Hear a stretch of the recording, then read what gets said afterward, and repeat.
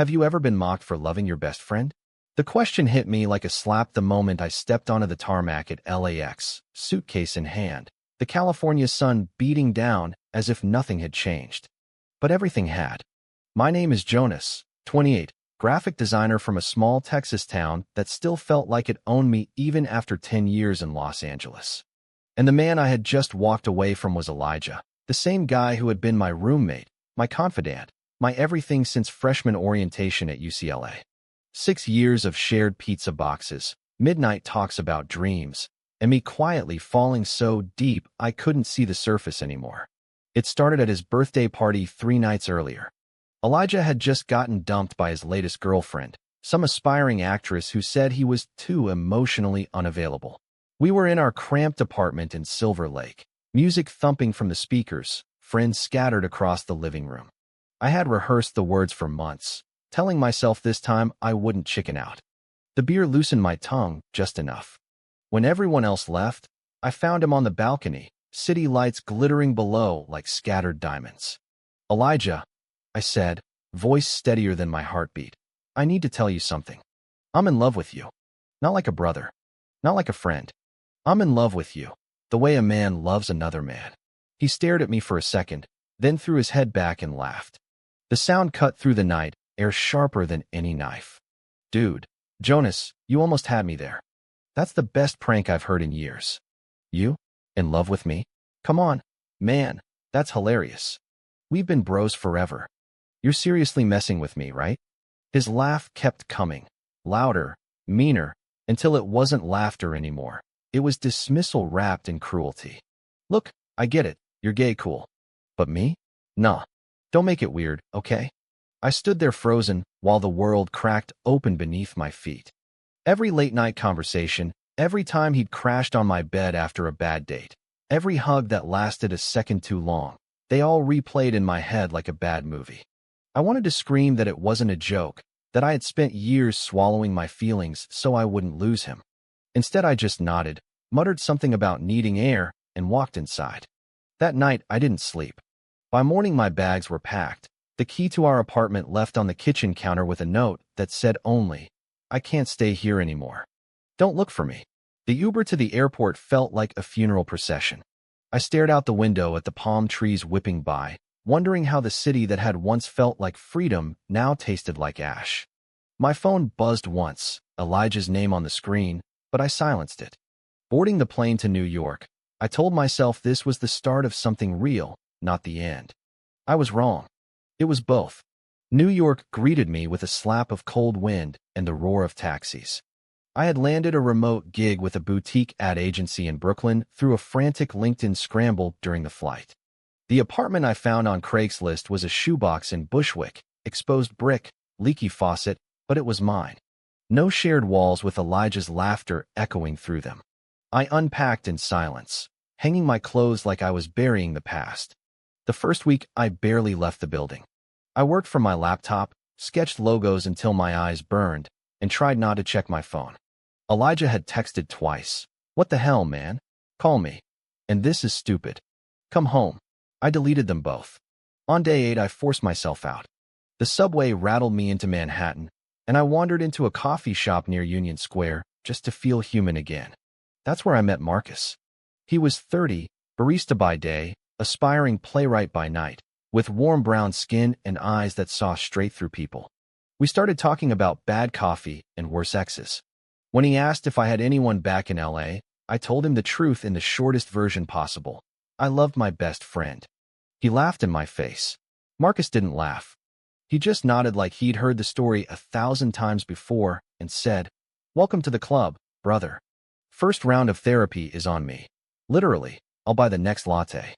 That conversation cracked the ice around my chest.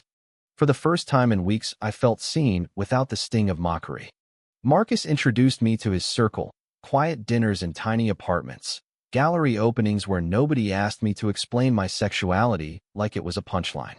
Slowly, the city started to feel less like exile and more like possibility. But the nights were still brutal. I'd wake up reaching for the empty side of the bed where Elijah used to crash after too many beers, then remember he had never really been there the way I needed him to be. Back in LA, Elijah was spiraling in ways I couldn't see yet. He told everyone I'd taken a sudden job opportunity on the East Coast. He kept the apartment exactly as we left it, my favorite mug still in the sink. At work, his focus slipped. The junior associate who once closed deals with charm now stared at his phone during meetings. He dated a new woman, blonde, polished, everything I wasn't, but every kiss felt wrong, like he was performing a role he no longer believed in. One night he sat on our old couch, scrolled through old photos, and whispered to the empty room, "What the hell did I do?" I didn't know any of that. I was too busy rebuilding. My family back in Texas started calling more often. Mom's voice on the phone carried that familiar worry. "Jonas, honey, you sound tired. Everything okay up there?" I lied beautifully, told her the new job was great, the city exciting. But when she asked if I was seeing anyone, the lie stuck in my throat. Dad stayed quiet on the line, the same silence he'd used when I came out to them at 22, polite tolerance that never quite reached acceptance. The pressure of their expectations sat on my shoulders like an extra suitcase I couldn't drop. By month 3 in New York, the panic had settled into a dull ache I could work around. The agency loved my campaigns. My boss, a no-nonsense woman named Carla, started handing me bigger accounts. I designed a rebrand for a queer-owned bookstore in the village and felt something close to pride when the client hugged me after the presentation. Marcus dragged me to my first Pride event since college, not the massive parade, but a small rooftop party in Harlem. Rainbow flags fluttered against the skyline, music pulsed, and for once I didn't feel like I was hiding. I danced with strangers who knew nothing about Elijah, laughed until my ribs hurt, and realized I was smiling without forcing it. But growth is never linear. One rainy Thursday, I opened my laptop to find an email from Elijah. No subject line, just 3 words. "I'm sorry. Call." My finger hovered over delete. Instead, I closed the laptop and walked to the window, watching droplets race down the glass. Sorry for what? For laughing like my heart was a comedy routine? For years of letting me believe we were something more? The anger felt good, cleaner than the sadness. I decided then that I wouldn't answer. Not yet. Maybe not ever. That same week, my sister texted from Texas. "Mom found some old photos of you and Elijah on your Facebook. She's asking questions." Just FYI, the family pressure I'd been dodging crashed down. I called Mom that night, voice steady even though my hands shook. "Yes, I'm gay. I've always been gay. And right now I'm figuring out how to live without pretending anymore." The line went quiet. Then Mom said the words I'd waited a decade to hear. "We love you, Jonas. We just want you happy." It wasn't perfect. Dad still needed time, but it was a start. For the first time, I felt the weight of secrecy lift a little. Meanwhile, Elijah had hired a private investigator. He told himself it was just to make sure I was okay, but the truth was uglier. Every night, he replayed that balcony conversation, hearing his own laugh like a stranger's voice. He started therapy. First session, he cried harder than he had since his father died when he was 12. The therapist asked the question that cracked him open. "When was the last time you let yourself feel something real for another man?" Elijah left the office shaking. He began driving past our old haunts, sitting in the parking lot of the bar where we used to watch Lakers games, wondering how he'd missed what was right in front of him. I didn't know any of this. I was too busy falling into new routines. Marcus and I started a weekly tradition, Sunday brunch at a diner in Williamsburg where the pancakes were huge and the conversation honest. One morning he looked at me across the table and said, "You're glowing, Jonas. Whatever you left behind in LA, it's not haunting you as loud anymore." I smiled, but inside I knew the ghost was still there. Just quieter. Winter hit New York like a freight train. Snow piled against my window, and the city slowed to a hush. I spent Christmas alone in my apartment with takeout Chinese and a video call to my family. Mom cried happy tears when I told her about the promotion at work. Dad even managed a gruff, "Proud of you, son." The words landed soft, like a blanket I hadn't known I needed. Elijah spent Christmas in LA with his mother, who kept asking why I wasn't there. He lied again, said I was swamped with deadlines. Later that night, he sat in the dark apartment scrolling through every photo we'd ever taken. One from our road trip to Big Sur, me laughing in the passenger seat, wind in my hair, Elijah's hand casually on my knee. Hit him like a punch. He realized then that the joke had never been on me. It had been on the fear that kept him from admitting what he felt every time I walked into a room. Back in Brooklyn, I started dating. Nothing serious, just coffee with a cute accountant named Tyler from Marcus's circle. Tyler was kind, steady, and made me laugh without the ache of old memories. But when he kissed me goodnight outside my building, something still felt unfinished. I pulled away gently and said, "I think I need more time." He understood. Everyone in this city seemed to carry their own unfinished stories. The turning point came in February. The agency sent me to a conference in Chicago, neutral ground, far from both coasts. I was presenting our latest campaign when I looked up from my slides and saw him. Elijah, sitting in the third row, eyes locked on mine, face pale beneath the conference lights. My voice faltered for half a second, then I kept going because walking out wasn't an option anymore. After the applause died, he approached me in the hallway, voice raw. "Jonas, please. 5 minutes." I almost said no. But the man standing there wasn't the one who had laughed on that balcony. This Elijah looked wrecked, suit rumpled, eyes red-rimmed, the confident swagger gone. We found a quiet corner in the hotel lobby. He spoke first. I was terrified. My whole life I've been told real men don't feel this way. When you said you loved me, it was like every wall I built cracked at once. I laughed because laughing was safer than admitting I felt the same thing. "I've been in love with you for years, Jonas. I just didn't have the guts to say it." The words hung between us like smoke. I wanted to scream, to cry, to hit him. Instead, I asked the only question that mattered. Why now? He told me everything. The sleepless nights, the therapy, the private investigator, the way every woman he dated felt like a lie. He told me he'd flown to New York twice, stood outside my building, but lost the nerve to knock. He told me he was done pretending. I didn't forgive him that day. I said, "I need time. I built a life without you, and I'm not tearing it down for a maybe." But I didn't walk away either. We exchanged numbers again. Real ones this time. Spring arrived in New York with cherry blossoms and the first real warmth I'd felt in months. Elijah started flying east every other weekend. We didn't jump back into anything romantic. Instead, we talked, long, honest conversations in cafes and on park benches where nobody knew our history. He told me about his father's old-fashioned ideas of manhood, about the pressure to date the right girls in law school, about the nights he'd lain awake listening to me breathe in the next room and wondering why his chest hurt so much.